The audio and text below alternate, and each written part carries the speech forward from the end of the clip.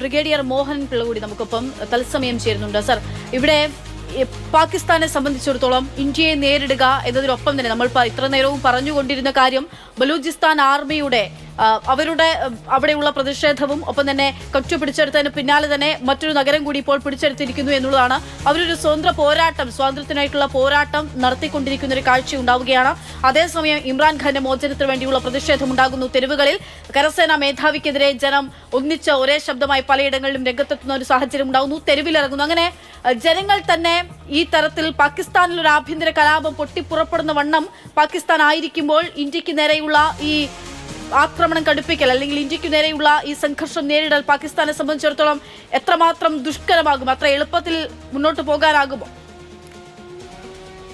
ഈ രണ്ട് കാര്യങ്ങൾ ആദ്യം തന്നെ ഇന്നൊരു വളരെ പ്രധാനപ്പെട്ട ഒരു ഡിസിഷൻ ഇപ്പൊ വന്നിരിക്കുകയാണ്. അതാണ് ഞാൻ ഐ തിങ്ക് മാതൃഭൂമിയിലും പല പ്രാവശ്യം തന്നെ പറഞ്ഞിട്ടുള്ള ഒരു കാര്യമാണ്. അതായത് ഈ ടെററിസത്തിനെതിരെ ഇമാതിരി അറ്റാക്ക് പാടില്ല എന്നും ഇവിടെ ഒരു അറ്റാക്ക് ഉണ്ടാവുകയാണ് എങ്കിൽ within 1 hour or so 1 missile should go there within no time period immaterial ആയിരിക്കും. ആ രീതിയിലാണ് ഇപ്പോൾ ഗവൺമെന്റ് ആ ഒരു ഡിസിഷനാണ് എടുത്തിരിക്കുന്നത്.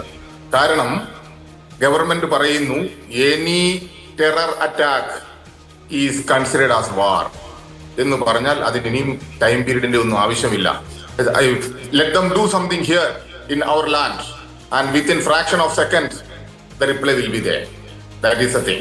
And ഒരു കാര്യം ഞാൻ വളരെ സ്പഷ്ടമായിട്ട് പറയട്ടെ, എല്ലാവരും ഈ നമ്മളുടെ ശത്രു രാജ്യത്തിനോട് ഇങ്ങനെ പറയുന്നു, അവിടെ ബലൂചിസ്ഥാൻ വന്നിട്ട് അങ്ങനെ ചെയ്യുന്നുണ്ട്, അതുപോലെ ഇന്റേണൽ പ്രോബ്ലംസ് ഉണ്ട്. Let it be.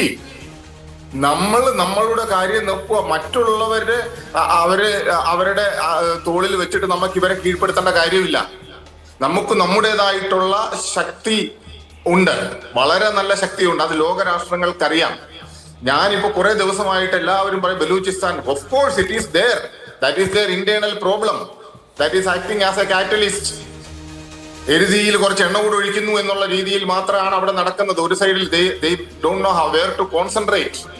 They have to concentrate either to Indian side. Of course they have to concentrate on Indian side, there is no doubt into it.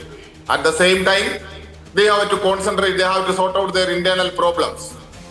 Not only that, they have to be focused on their release of their leader. That means a democratically elected leader who put in jail rather, that is Imran Khan.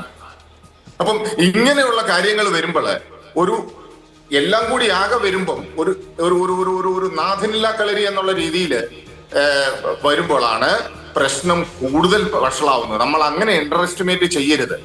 യുദ്ധതന്ത്രം എന്ന് പറഞ്ഞു കഴിഞ്ഞാൽ ഒരു leader ഉണ്ടാവണം, യുദ്ധത്തിനൊരു captain ഉണ്ടാവും, ക്യാപ്റ്റന്റെ order അനുസരിച്ചിട്ടായിരിക്കും കാര്യങ്ങൾ മുന്നോട്ട് പോകുന്നത്. അപ്പോൾ നമുക്ക് പ്രതീക്ഷിക്കാം what type of an attack will be there, അതിനൊരു സിസ്റ്റം ഉണ്ടാവും. ഇതാണ് നമ്മൾ പ്രതികരിക്കുന്ന പ്രശ്നം. അവിടെ ഒരു സിസ്റ്റം ഇല്ല. അതുകൊണ്ട് അവർ ഏത് രീതിയിൽ പ്രതികരിക്കുമെന്ന് നമുക്ക് വിശ്വസിക്കാൻ പറ്റില്ല. അത് മിലിറ്ററി ലീഡർഷിപ്പ് ഒരു സൈഡിലും പൊളിറ്റിക്കൽ ലീഡർഷിപ്പ് മറ്റൊരു സൈഡിലും അവർ തമ്മിലുള്ള കോർഡിനേഷൻ ഇല്ലാത്തതിന്റെ ഒരു പ്രശ്നമാണ് അത് മെയിൻ ആയിട്ടുള്ളത്. അത് കൂടാതെ തന്നെ മിലിറ്ററി ലീഡർഷിപ്പിനെ കൺട്രോൾ ചെയ്യുന്ന ടെററിസ്റ്റുകളും ISIയും ആയതുകൊണ്ട് അത് വേറൊരു പ്രശ്നം. അപ്പൊ ഇതെല്ലാം കൂടി വരുന്നത് കൊണ്ടാണ് we are facing a problem because of that problem. അത് ഗൗരവമുള്ള വിഷയമാണ്. ഇന്നത്തെ നമ്മുടെ ഔദ്യോഗിക വാർത്താ സമ്മേളനത്തിൽ അക്കാര്യം പരാമർശിക്കപ്പെടുന്നുണ്ടായിരുന്നു. അതിവേഗ മിസൈലുകൾ ഉൾപ്പെടെ ഉപയോഗിച്ചു. സാധാരണ നിലയിൽ ഉണ്ടാകുന്നതിനപ്പുറത്തേക്ക് പാകിസ്ഥാൻ കൂടുതൽ പ്രകോപനങ്ങൾ സൃഷ്ടിക്കുന്നു എന്ന് നമ്മുടെ ഔദ്യോഗിക വാർത്താ സമ്മേളനത്തിലും ഉണ്ടായിരുന്നു. വൈകിട്ട് 6 മണിക്ക് വീണ്ടും വാർത്താ സമ്മേളനമുണ്ട്. നമ്മുടെ ഓപ്പറേഷനുമായി ബന്ധപ്പെട്ട കാര്യങ്ങളിൽ കൂടുതൽ വ്യക്തത അപ്പോൾ ഉണ്ടാകും.